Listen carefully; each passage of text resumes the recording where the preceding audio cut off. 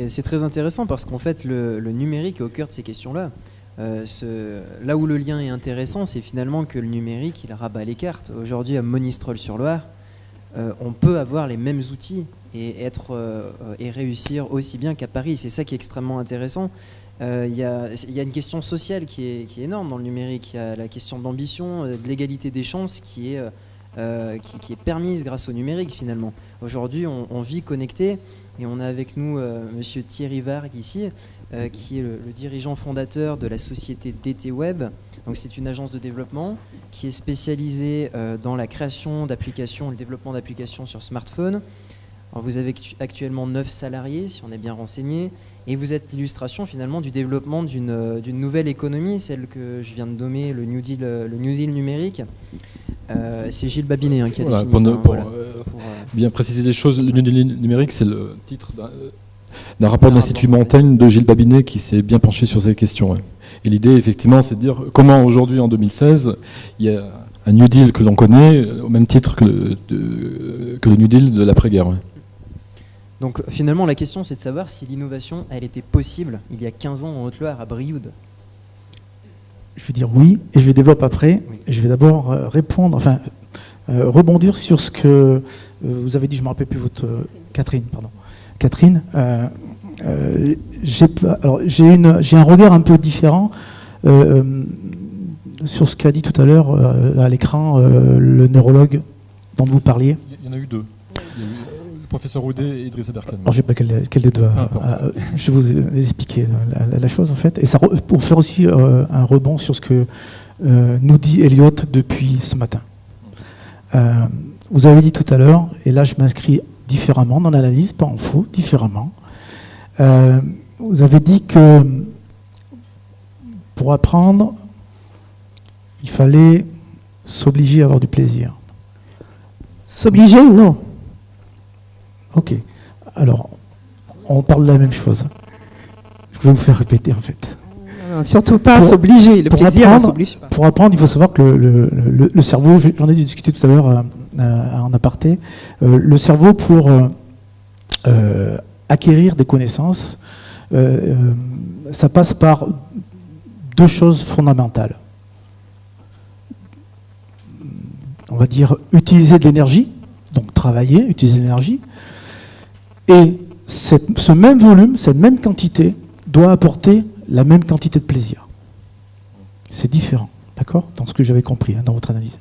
Ce qui veut dire que ce que disait Elliot, ce que j'ai pu comprendre, on en a parlé encore à la récréation même, tout à l'heure, c'est que certains d'entre vous, c'est à vous que je m'adresse, viennent à l'école et parfois ont la boule au ventre, vomissent avant d'arriver, perdent du poids, grossissent, fuguent, sèchent les cours. J'en passe, j'ai tout fait. Je ne parle plus d'autres, enfin, vous voyez ce que je veux dire? Tout simplement parce que quand ils ont un cours, alors c'est marrant parce qu'il y a des cours, ils y vont, ils en mangeraient toute la semaine, et il y a des cours, ça ne fonctionne pas. C'est-à-dire qu'ils y vont avec la boule au ventre. Tout simplement parce que c'est pas parce qu'ils n'ont pas envie de travailler, de gaspiller d'énergie, enfin gaspiller, d'utiliser leur énergie, parce qu'ils y vont à l'école. Bon, sauf quand c'est vraiment ça déborde, et ils y vont plus, ils refusent, ils sèchent les cours, ils imitent la signature du père. Mais je pense que le professeur a un rôle primordial. Alors, c'est peut-être pas du coup dans ce qu'il a appris lui dans son cursus de professeur, mais il doit détecter l'élève qui n'a pas de plaisir et lui expliquer pourquoi il doit acquérir cette connaissance. Tant que l'élève n'a pas compris pourquoi il devait acquérir cette connaissance, il va pas avoir de plaisir à gaspiller son énergie. C'est fondamental. J'irai pas plus loin. J'espère que vous m'avez compris. À bon entendeur, je continue. Alors pour la partie numérique, oui, effectivement, il est possible de s'épanouir, tout du moins, alors de réussir. Je ne sais pas ce que ça veut dire réussir. Pour moi, réussir, c'est prendre du plaisir.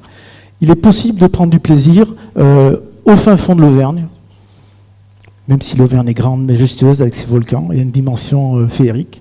Pour des ch'tis parisiennes, il faut qu'ils descendent. C'est merveilleux. Quand ils montent là-haut dans les monts du Césalier, ils en prennent plein les mirettes. Donc l'Auvergne est grande en fait, est immense. Donc on peut, au fin fond d'une petite chambre, d'un petit bureau, travailler et commencer, alors, soit à la suite d'un cursus scolaire, soit à la suite d'un échec de cursus scolaire, en étant autodidacte. J'ai un de mes meilleurs collaborateurs, enfin, à mon sens, est autodidacte. Il a appris le développement à la maison. Il est super bon. Il a la différence des autres, c'est qu'il a une façon différente d'aborder les choses, en fait. Voilà, si vous comprenez. Lui, il va plus loin, il se projette, etc. Alors que les autres ont plutôt tendance à reproduire ce qu'ils ont appris à l'école. Il y en a un qui a un diplôme, bien, ok, il a des connaissances, et il y a l'autre qui a acquis des connaissances par le plaisir. Et celui-ci, c'est vraiment un collaborateur sur qui on peut compter quand on a une problématique, parce que déjà lui, il faut le dire aussi, je le rencontre auprès des collaborateurs, lui il va rester un quart d'heure, une demi-heure plus, hein, tant qu'il n'aura pas trouvé le problème. Tant qu'il n'aura pas trouvé la solution au problème, pardon. Donc, on est toujours dans ces notions de plaisir, et c'est vrai que le numérique, au travers, alors bien sûr il est important aussi qu'on ait les moyens de communiquer. Alors le moyen de communiquer quand on fait du numérique au fin fond de son garage, etc., c'est la DSL, c'est la fibre. Alors la fibre, j'en rêve, j'en rêve. La DSL, ça c'est important, et c'est ce qu'a fait l'ancien président de région et que continue à faire, et je pense même encore plus fortement notre nouveau président, à mettre en place aussi ce qui va relier chaque individu, ce qui va relier le lycée au collège. S'il n'y a pas ça, s'il n'y a pas de la vitesse, s'il n'y a pas de la stabilité dans les lignes, s'il n'y a pas la possibilité d'échanger, ben on en revient à envoyer par la poste des courriers, on attend que ça revienne, etc. Ce qui fait cette possibilité de réussir au fin fond de n'importe quel en fait pays, hein, même que ce soit en Martinique, en Guadeloupe, où vous voulez, c'est la possibilité avec ce métier du numérique de créer et d'envoyer au bout du monde sa mission. Malgré tout, il faut que ces individus-là, si vous voulez demain réussir, alors je ne suis pas très audiovisuel, hein, alors, je ne maîtrise pas l'outil, je m'instruis, moi, beaucoup, je suis un addict des conférences audiovisuelles que je lis sur Internet, je me gave d'informations parce que je suis, moi, ce qu'on appelle un visuel. Voilà. J'ai besoin de voir. C'est ce qui fait aussi son enfant d'échec, parce que on est sur moi je ne pouvais pas lire à l'école quoi que ce soit. Par contre, je me nourrissais des quelques vidéos qu'il y avait à l'époque, et maintenant je m'en nourris pleinement. Voilà, donc on peut, pour en revenir à ça, je fais le parallèle, mais c'est super important parce que c'est surtout de vous qu'il faut qu'on parle, pas trop de moi, on est d'accord. Mais vous pouvez demain réussir au travers du petit câble qui vous relie au monde entier en fait. Non, mais c'est votre expérience qui est extrêmement intéressante et éclairante à ce niveau-là. Puis vous n'êtes pas le seul. Moi, bon, c'est vrai que j'ai noté quelques exemples. Je suis un peu le régional de l'étape aujourd'hui. Je parle de ce que je connais. À Aurec, à côté de Monistrol, on a des exemples dans le même sens finalement. Par exemple, pour citer, c'est pas du placement de produits, je suis obligé de citer l'entreprise. Interep, c'est le leader européen du caoutchouc, qui est installé à Aurec. Pendant longtemps, on aurait pu penser qu'ils seraient obligés de déménager. Aujourd'hui, ils ont une filiale à Lille, enfin à Roubaix. Ils ont une filiale en Chine. Ils ont un projet d'agrandissement. Le centre opérationnel et décisionnel, il est à Aurec et il y restera. C'est social d'Aurec-sur-Loire. Ouais. Voilà, aujourd'hui, on inverse les choses. Ouais. C'est ça qui est. On n'a plus besoin d'être à Paris pour exister sur le plan international. Ce qui est super aussi intéressant, c'est que, alors aujourd'hui, nous concurrence un peu ce qu'on appelle les freelances. Nous, dans notre métier, c'est que vous pouvez vous positionner demain, même dans la conception d'images vidéo. Hein. Je ne connais pas tellement le métier encore une fois, mais j'en suis certain. J'ai dû voir passer ça plusieurs fois sur Internet. Mais vous pouvez bien vous positionner aussi, parce qu'avoir une infrastructure à Clermont-Ferrand, Lyon ou Paris, c'est pas le même prix au mètre carré qu'à Brioude, ou comme même Monistrol-sur-Loire, dans un petit pavillon quelque part. Donc Tout ça vous permet aussi de vous positionner, de grandir, de construire votre société, votre business, votre start-up assez facilement. Alors il y a même des structures, moi je sais qu'à Brioude on a la chance d'avoir même sur l'an des pépinières d'entreprises qui peuvent vous recevoir. Alors là je fais le pas, mais c'est super important. Aujourd'hui alors Monistrol Recevoir, je ne sais pas si ça existe, mais je suppose qu'il doit y avoir des pépinières pas très loin.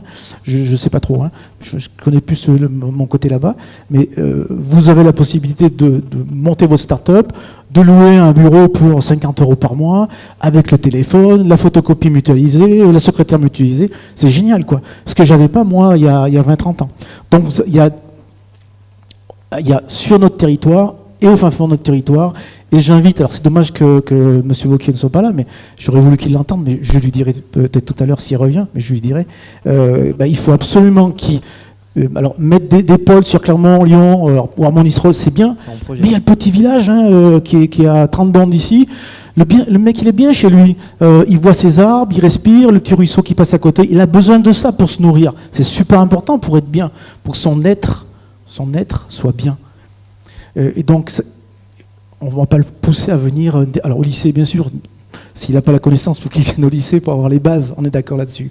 Mais qu'on lui permette aussi de s'épanouir, de monter sa start-up, même à 30 km de Monistrol-sur-Loire, dans un petit village au bord de l'eau. C'est important. Et on est en lien avec la thématique de la ruralité qu'on défend. C'est cohérent d'avoir un projet numérique comme ça dans un lycée en Haute-Loire. Et il y a, ce que vous êtes en train d'expliquer, ça existe de partout. Je reprends l'exemple d'Aurec que je connais très bien. Aurec, on a un château dont on ne savait pas quoi faire. Pendant longtemps, des gens ont proposé qu'on le transforme en musée. Et il y a un maire qui avait peut-être une vision haute qui est arrivé et qui a dit non, on va en faire un pôle numérique de compétences. Et donc on va monter une pépinière d'entreprise avec des espaces numériques de travail pour les entrepreneurs, pour les associations aussi. Enfin, un espace qui va être connecté dans un château. Ça a du sens et on est en Haute-Loire. C'est pertinent, tout ça, c'est pertinent, mais c'est pas suffisant. Il y a aussi quelque chose qui est super important, c'est le suivi. Parce que c'est bien bien sûr, c'est super pertinent d'apprendre aux adultes, vous êtes tous des adultes, en âge de voter, j'espère, tous, même si vous avez 14 ans, j'espère que vous aurez l'autorisation très vite de le faire. Vous n'avez pas 14 ans, je rigole. Mais ce qui est super important, c'est aussi l'accompagnement. Alors sur Clermont, alors je ne vais pas parler encore une fois à la place de M. Wauquiez, mais il y a sur Clermont une structure qui s'est montée, que M. Wauquiez a inaugurée il y a quelque temps, le BIWAC, où on accompagne des startups dans le numérique. Alors ça peut être dans la création de films, je ne sais pas, hein, pareil, c'est pas mon domaine, et il existe plein de startups qui sont accompagnées, parce que se mettre au fond de son bureau et de monter sa start-up, c'est bien, mais il y a un moment, il faut passer un palier, puis être accompagné. Donc être accompagné, c'est aussi, ça peut être aussi, pourquoi pas, le suivi que pourrait faire l'éducation nationale. Je ne sais pas par quel biais, mais il n'y a pas de raison qu'après le diplôme, l'éducation nationale lâche comme ça, librement, des électrons, parce qu'il n'y a pas que ça à apprendre dans la vie. Alors après, il y a les relais, les départements, les régions, les villes, sur Brioude, c'est le cas, où on accompagne les jeunes à développer leur entreprise par les réseaux, entre autres. Mais très bon enchaînement. Finalement, la question qu'on va se poser à partir de là, c'est est-ce que cette économie dématérialisée dont on parle, et dont vous êtes l'illustration, est-ce qu'elle est transposable à l'éducation? C'est quand même le fil rouge de notre réflexion. Moi, je pense. Alors, après, j'avais promis que je ne parlerais pas, mais quand on me donne le micro, je parle. Je termine et je te donne la parole, Elliot. C'est réalisable, à condition, alors je vais être très dur, à condition que tous les acteurs politiques, tous, droite de gauche, en prennent conscience. Et que tous les acteurs qui sont aujourd'hui là, dans l'établissement, le veuillent aussi. C'est une question de volonté. Et malgré tout, aujourd'hui, je ne suis pas sûr, j'en ai parlé avec une jeune fille tout à l'heure au déjeuner, c'est compliqué quand même à mettre en place, parce que la structure, la systémie de l'éducation nationale est lourde, entre guillemets lourde, par le poids, par le nombre d'individus, par l'âge. Chacun, il y a des jeunes, sûrement instituteurs, qui ont cette vision-là, mais ceux qui ont déjà 20-30 ans de carrière, compliqué peut-être de se remettre dans une autre... Voilà, c'est compliqué de remettre tout le monde sur un autre... Ça va être fait, j'espère très très vite, parce que le numérique va très très très très vite. Donc, on est dans une économie mondiale. On ne travaille plus au niveau du département, de Monistrol, de la France, etc. hein. Ça nous échappe tout ça. Donc comment on va traiter vite à l'extérieur? Il faut qu'on aille super vite à l'intérieur, dans la mesure en plus où nous, on a besoin, nous, parce que j'estime que justement nous, ayant le pouvoir, je ne suis pas politique, hein, mais je suis adulte, et j'ai le pouvoir d'influencer un peu plus peut-être que vous, malheureusement, peut-être pas mon bulletin de vote, parce qu'il y en a certains de vous qui ne peuvent pas voter, mais on a l'obligation, nous, on a le devoir moral d'essayer de faire en sorte qu'on aille très vite dans un changement vers une autre façon d'aborder l'éducation. Je connais pas le métier de professeur, donc j'irai pas plus loin dans ce débat. Très bien. Peut-être qu'il y a beaucoup de jeunes dans la salle qui se préoccupent sur leur orientation. Est-ce que peut-être parmi vous, il y en aurait qui seraient séduits ou qui auraient envie d'aller vers ces nouveaux métiers? Je parle des métiers de développeurs, de tous ces nouveaux métiers induits par le numérique, et je pense en particulier par Internet. Ah.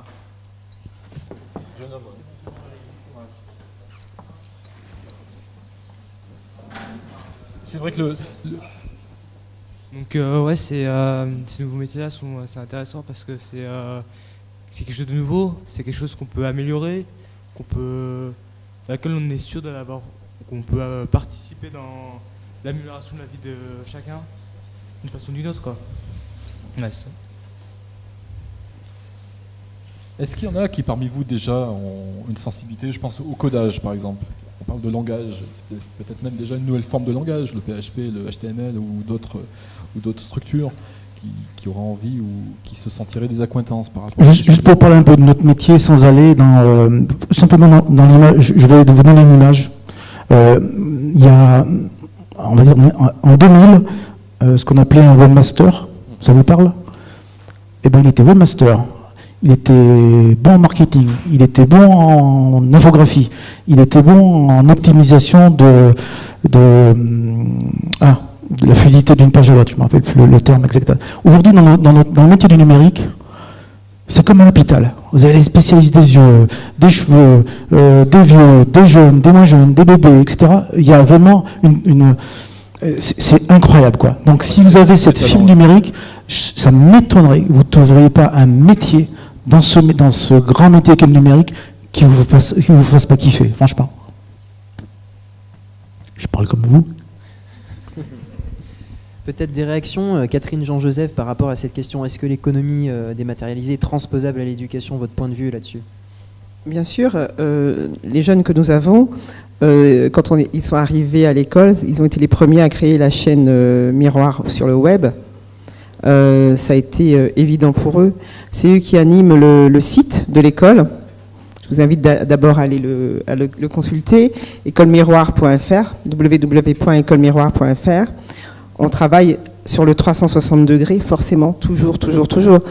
Et en matière de fiction, cette année, la deuxième promotion, elle est dédiée à l'écriture de 10 épisodes d'une série de 10 minutes. Et qui va être dédié bien sûr à tout ce qui est sur le 360 degrés, le web, et avec tout ce qui va avec, bien sûr. On y est, et même si on n'y était pas, c'est les jeunes qui nous y amènent, de toute façon. Ils arrivent, et comme vous dites, ils sont pour certains bien plus intelligents que nous en la matière, hein. Moi, je ne suis pas née avec l'Internet, et j'ai aussi des enfants, j'ai un fils de 20 ans et c'est lui qui me montre, forcément. Donc voilà. Oui, donc c'est vrai que là... Je voulais juste rajouter quelque chose, excusez-moi, pour rebondir sur ce que vous disiez. Le plaisir, bien sûr, avant tout, mais rassurez-vous, on peut trouver du plaisir en faisant des études aussi, hein. Vous n'êtes pas à côté de la plaque si vous faites des études et vous y trouvez vachement de plaisir. C'est très très bien aussi. Et puis, je vais terminer pour dire une phrase que disent beaucoup les anglo-saxons. Le chemin entre le rêve et la réalité s'appelle action. Voilà. Ça m'a suivi toute ma jeunesse et toute ma vie.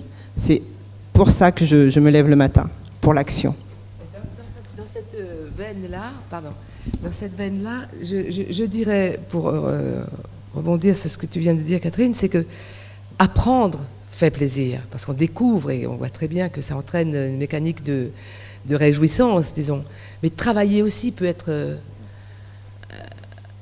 ça peut être une activité motivée beaucoup par cette joie d'aller vers les autres, de découvrir. Je n'ai pas eu le sentiment pendant des années où j'étais pourtant plongée parfois dans des conditions assez complexes, assez difficiles, assez dangereuses. Je n'ai pas eu le sentiment de souffrir.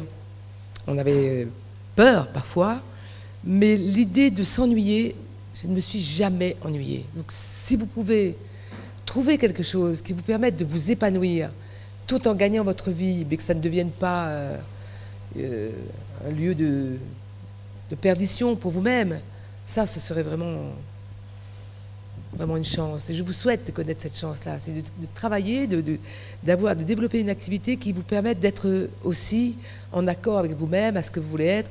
Tout ça, ça ne veut pas dire sur le biais de la paresse. C'est pas ça du tout. On n'est pas du tout en train de dire ça.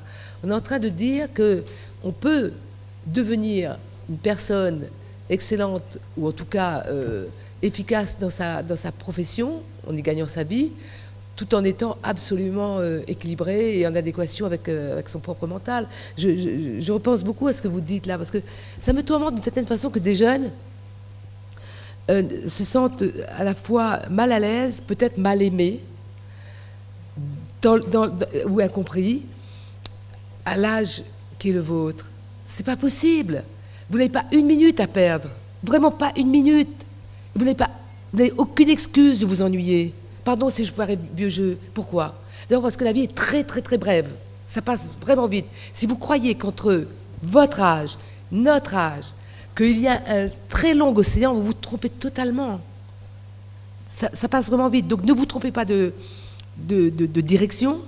Essayez de choisir quelque chose qui vous plaise. Vous pouvez aussi changer de direction. Je vais vous dire une chose qui m'est personnelle. Mais après tout, on est là chacun pour raconter des expériences personnelles, parce que sinon je ne vois pas ce qu'on ferait là. Je ne vais pas vous raconter la vie des autres. Je vais vous raconter ma vie. Celle-là, je la connais. Et je peux en témoigner. Mais je vais vous raconter une anecdote. Je connais quelqu'un qui a fait des études de réalisation audiovisuelle. 3 ans, dans une boîte, une école, assez chère. Puis à la fin, il a trouvé du boulot. C'était il n'y a pas longtemps, ça, c'était pas du temps de Vercingétorix, il y a 10 ans. Il a trouvé des boulots assez précaires chez Canal, notamment, sans piston, parce que j'étais journaliste dans la maison d'à côté, on aurait pu dire, elle a pistonné. Non, sans piston. Et au bout de 2 ou 3 ans, il a compris qu'il n'aurait pas les opportunités que j'ai eues moi, il me l'a dit, et que ce monde-là était devenu tellement en bouleversement qu'il n'aurait pas forcément un rôle qu'il avait espéré. Mais cette personne a fait ce que les Américains disent un U-turn, c'est-à-dire carrément il est revenu à la phase départ, il a fait comme vous, il était à votre place, mentalement, avec quelques années de plus puisqu'il avait fait des études. Il a réfléchi, il a dit qu'est-ce que j'aime faire? Alors comme il avait fait un bac S, il s'est dit je vais refaire une année de prépa, puis je vais tenter ma chance. Et ce garçon, aujourd'hui, là, maintenant, là, après avoir travaillé comme débutant, journaliste débutant, caméraman et tous les petits boulots qu'il y a dans les télés, là, aujourd'hui, il est en train d'opérer des chats, des chiens et autres. C'est mon fils, il est vétérinaire à Lausanne, en Suisse. Il a juste bossé, mais bossé comme un malade. Parce qu'à partir du moment où il s'est dit, je me suis trompé la première fois, c'est pas ce que je veux faire, même si j'aime la télé et le cinéma, maintenant, il faut que je sache où je vais. Et il a bossé dans une petite chambre de bonne. Il y avait 2 jeans et je peux vous dire qu'on aurait dit à Clodo. Il a bossé 6 ans. 6 ans dur, parce que vétérinaire, c'est pas donné. Moi, je n'ai pas du tout ton mental d'acier de scientifique, mais je peux en témoigner. Il a bossé. Donc, vous voyez, rien n'est fait condamné à l'avance. Si le numérique vous plaît, tant mieux. Si ça ne vous plaît pas, tant pis. Mais ce sera votre monde. C'est plus notre monde à nous. Et par exemple, dans l'audiovisuel, là où je suis, ça a tellement changé en l'espace de 5 ans, 6 ans, qu'on ne reconnaît plus ce monde. Il faut même réapprendre toute la grammaire, tout le vocabulaire. Tout a changé. Et quel est le choix? Ou on continue, ce qui est mon cas, parce que je ne suis pas né avec ça, ou on se dit, c'est pas pour moi, je m'en vais. Mais je m'en vais où? Il faut continuer. Et l'obstacle, en fait, auxquelles vous aurez à faire face, vous, parce que dans 10 ans, vous avez quoi, 17, 18 ans? Ajoutez 10, c'est demain matin. Dans 10 ans, votre monde aura encore changé, mais c'est d'une façon volumineuse. Si vous pouvez changer d'itinéraire, vous changerez. Mais le seul obstacle devant vous, c'est là, dans le cerveau, dans la tête. Est-ce que j'ai peur? Est-ce que j'ai peur de changer de profession? Est-ce que j'ai peur d'y aller? Est-ce que c'est bon pour moi? Est-ce que je serai capable? Quand vous serez confronté au danger de devoir changer de profession, vous n'aurez pas beaucoup à hésiter et ça vous viendra parce que vous serez tellement sidéré que vous allez avoir une force qui va se développer en vous et vous serez capable de faire face à ça. Donc n'ayez pas peur, vous y arriverez. Je vais juste revenir sur un mot que vous avez dit, le mot choix. Et je vais m'en servir pour répondre à votre question. Comment on fait pour se faire chier alors qu'on ne devrait pas perdre une minute? Et bien justement, c'est le choix. On ne devrait pas perdre une minute, mais on en perd des heures sur une année. Et tout simplement parce qu'on est mis devant des choses et on n'a pas le choix d'apprendre. On aurait, comme en Suède par exemple, c'est un système où les élèves vont choisir ce qu'ils ont envie d'apprendre. On choisirait ce qu'on a envie d'apprendre, on apprendrait beaucoup plus, on n'en perdrait pas une minute. Quand moi je me renseigne justement, quand on est sur le numérique, quand je me renseigne sur mon portable ou sur internet tout simplement, sur des choses que j'ai envie d'apprendre, j'y passe des heures, je ne vois pas une minute qui a filé, que je considérais comme perdue, et j'ai emmagasiné une quantité énorme de connaissances. Alors c'est ça ce qu'il nous faut aujourd'hui, je m'adresse à vous parce que c'est aussi notre système scolaire, ce qu'il nous faut c'est qu'on arrive à mettre du choix dans nos matières, du choix dans les textes par exemple qu'on va apprendre en français, mais du choix dans tout, qu'on arrive à choisir ce qu'on veut apprendre et qu'on choisit ce qu'on va apprendre et c'est de cette manière-là qu'on pourra apprendre. Bah, écoutez, là-dessus, je peux faire état d'une expérience internationale parce que j'ai tourné dans des écoles en Afghanistan, en Irak, mes reportages c'est à l'INA, l'Institut National de l'Audiovisuel. Je ne suis pas en train de vous raconter un film. J'ai tourné beaucoup aux États-Unis, il se trouve que j'aime aller tourner dans les écoles. Je ne sais pas pourquoi, moi j'aime ça. J'aime ça, parce que c'est là où c'est parti pour moi. C'est de là où je me suis dit, j'ai une chance, j'y vais. Et j'ai tourné en Allemagne. Je connais l'Allemagne d'une façon personnelle également. Il est vrai que les systèmes éducatifs ne sont pas les mêmes chez nos voisins allemands comme aux États-Unis et qu'eux-mêmes ne voudraient jamais avoir notre système. Je ne critique pas l'éducation nationale à la française, d'abord parce que je n'en ai pas les compétences, mais de ce que je sais d'expérience personnelle comme mère de 2 enfants, je peux imaginer qu'il puisse y avoir de la place pour un peu plus de souplesse et de rénovation. Et je le dis avec tout le respect et l'amour que je peux avoir pour les enseignants.